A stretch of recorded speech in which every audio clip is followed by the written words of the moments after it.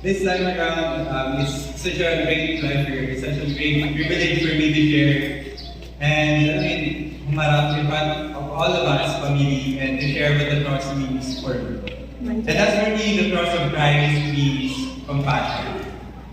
One day. Oh, come on, Then, ako si Jay Descultura, pinanganak at lumaki sa isang simpleng pamilya sa Ragay at kasalukuyang nag-aaral sa Naga College Foundation, taking up Bachelor of Science in Civil Engineering at pati ng prestigious ICCM class sa pusong Bachelor of Arts in Ministries. Away pang dito sa shop na magkakapatid at ang aking mga magulang ay kapwa magsasaka. Namulat ako sa isang simple at payag na pumumuhay sa amin na yung tipong makaraos lang na okay na sa amin na umulam ng toyo at mantika or kung ano lang yung meron. And hindi kami nagre-reklamo sa mga bagay na yun. Sa murang edad ay natuto akong tumulong sa aking mga magulang at sa iba pang mga gawain buti. Gaya ng isang tipikal na batang lumaki sa palayan. And to sum it all up, mula pagkabata, masaya yung buhay namin. Masaya yung simple at payak ng pamumuhay namin. Naalala ko yung panahon na sobrang ginaw sa akin kung ano yung gusto kong profesyon na kunin pagkatapos ko mag-aaral. Alam ko sa sarili ko na gusto ko maging engineer. And so, after I graduated sa senior high school, it was so clear to me na sabi ko sa sarili ko, 5 or 6 na taon pa mula sa araw na to, isa na akong ganap na engineer. Meron stable at maayos na trabaho, at sa wakas ay tuluyan ko ng magagawa yung mga yung mga bagay na gusto kong gawin para sa sarili ko at para makatulong sa pamilya ko. Sa ganung pag-iisip ay pinili ko na kunin ang aking halaga at kaligayahan sa pag-abot ng expectations na nakikita ko mula sa akin at sa aking mga. At sa ganung pamamaraan ay nabibigyan ko sila ng kasiguraduhan na ilang taon pa or ilang taon na lang magiging isang akong ganang na inhinyero ng pagbabago. Sa mga panahon pinili kong maging subsob sa pag-aaral, ay ang mga panahon din na bulag ako sa kadiliman ng mundo.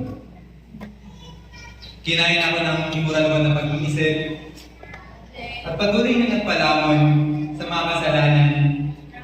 Gala ko sa ansahan, inom. Masyado akong pinuno ang utak ng expectations na kalamunan ay naging dahilan kung bakit ginusto ko na maging nasa top ng klase kahit sa masamang paraan. Lumipas ako ng taon ng pagiging isang ganap na kolehiyo and I decided na lumipat sa kursong Civil Engineering sa Naga, kahit malayo sa aking pamilya. Yung mga unang araw at linggo ko sa Naga ay ibang-iba sa tipikal na pamumuhay namin sa grupo. Na yung tipong gigising ka ng umaga tapos yung bubungan sa'yo mga taong hindi mo kilala. Pagising ko sa umaga, yung bubungan sa'yo yung busina ng sasakyan. Sobrang layo niya sa tipikal na pamumuhay namin. And little did I know na yung mga panahon yun ay ang panahon din na magbababaw lahat. Na mag-uumpis ang mababaw lahat.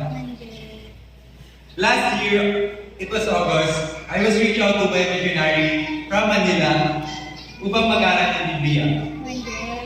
It was a long series of convicting Bible studies that later on made me realize how dark the world is. Pagkatapos ng lagpas isang linggong pag-aaral ng Biblia, I was baptized as a real Christian last year, and then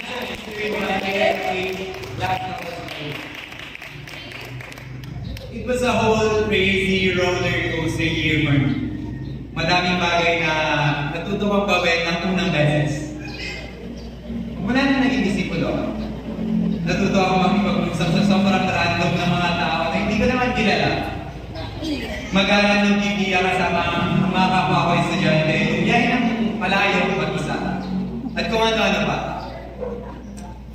Tunay nga na mabuti ang Panginoon dahil sa sobrang daming oportunidad na patuloy niyang binigay sa akin.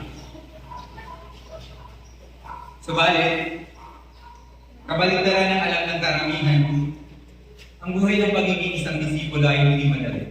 It was never. Patuloy kang makikipaglaban sa mga tentasyon araw-araw.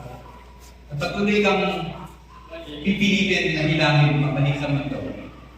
At patuloy kang bibigyan ng mga pagsubok na uhubog o magpapalabog sa iyo. Yun yung naranasan ko. When I turned a year in the faith, it was then that I realized na hindi sa kabila ng sobrang daming oportunidad, ay dahan-dahan na rin nawawalan ng kahulugan ang krus ng Kalbaryo ni Cristo para sa akin. My quiet time slowly turned into something na habit na lang gawin. Dahan-dahan, hindi ko na maintindihan kung anong gustong ituro sa akin ng Panginoon. O kung ano yung gustong ipakita sa akin. Things slowly change.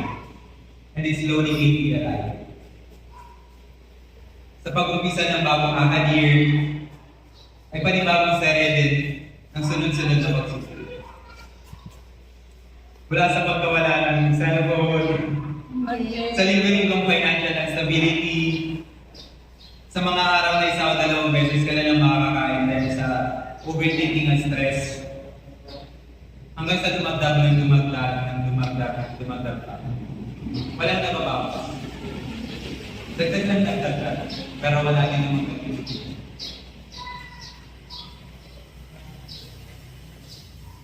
I went into series of nights na nahihirapan ako matulog. Or if not, I wouldn't be able to sleep at all. Those nights were the start of something that I would say really changed my walk in my life with God.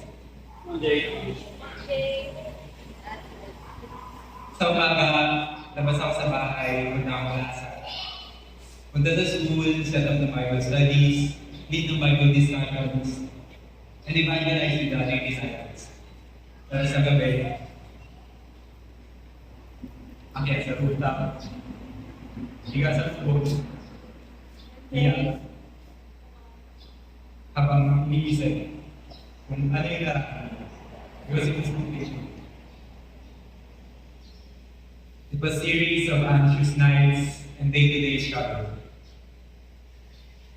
A series of anxious nights and day-to-day struggle to battle with the fight for really. I was so deceived na okay pa yung nangyayari. Na walang pang mali. Okay lang ako. Pero the truth is, I'm not. Hindi ko maintindihan kung ano yung nangyayari. And that really made me question the purpose given me. Umabot sa punto na, iniisip ko na, ayaw ko na lumabas, ayaw ko na mag-evangelize. Ayaw ko na, kasi pagod na ako. Sawa na ako sa araw-araw na, hindi na pa ulit-ulit lang naman yung nangyayari. I became angry.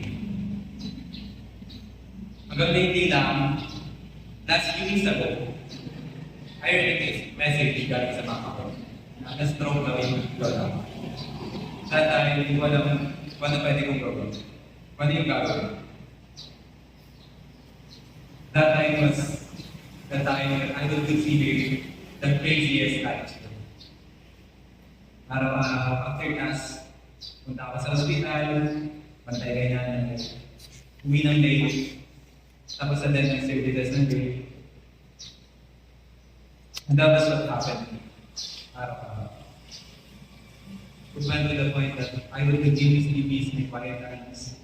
And I let myself be so emotionally driven by what's happening.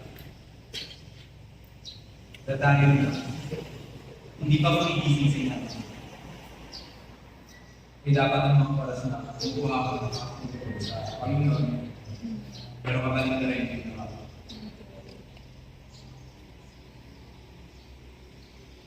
I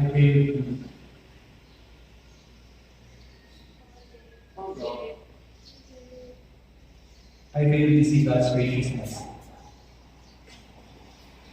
I fail to see what God is giving me. I fail to see the disciples that are cheering for me. And I fail to recognize the discipline that God is putting in me. 100. But despite the faithfulness that I displayed, God has proven Himself faithful to me. That despite the lack of patience that I have shown, God was still compassionate. God was still compassionate towards me. God has never failed to show me His love and compassion, though I myself was not able to see it. Sa kabila ng mga pagsubok na dumating, napatunayan niya na nandun siya at naghihintay lang na muli akong bumalik sa Kanya at muling ibalik ang sigla at saya na una niyang pinaraan sa akin.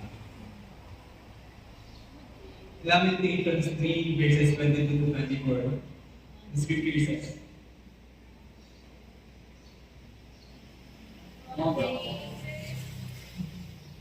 Because of the Lord's great love, we are not consumed. Praise strong passion in our faith. They are new every morning. So I think to myself, the Lord is my portion. Therefore, I will do it for Him. After all the struggles, after all the disobedience, indulging to satisfying the needs of my worthy self, continuously wavering in the faith that I have before God, God has loved me. Patuloy akong minahal. Patuloy akong binigyan ng pagkakataon ng Panginoon na bumalik sa Kanya. At muling maranasan ang walang kapantay sa pagkakataon. Dahil sa kanyang pagmamahal, ako at ikaw ay patuloy na hamakin at tutuksohin. Subalit ngayon ay meron akong kasiguraduhan na sa piling ng Panginoon at sa patuloy na pagsunod sa Kanya ay matatagpuan natin ang pag-alaga, pagmamahal sa Kanya. At sa Kanya lamang natin makakasal.